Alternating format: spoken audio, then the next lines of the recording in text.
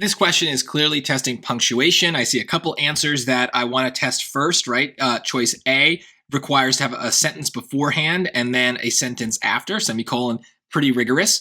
And then the choice B is similar. We have to have a sentence beforehand. We have more flexibility with what comes after, but let's think about those two things as we read. And since it's just about sentence structure, let's just read the sentence, right? Let's not worry about the sentence before.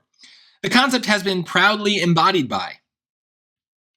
What do you think? Does that sound like a sentence? No, right? It just stops in the middle of a thought. The concept has been proudly embodied by.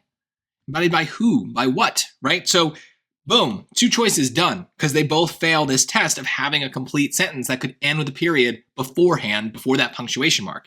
Now, I'm already going to be skeptical of C here because by is a word that usually is followed by whatever we're talking about. We don't really want to break that apart, but let's read it. Let's see what it sounds like. The concept has been proudly embodied by native Hawaiians for generations, contributing to the lush flora and renowned beauty of the islands. Yeah, I don't need any punctuation, right? This is a continuous thought. The sentence here is this. The concept has been proudly embodied by native Hawaiians for generations.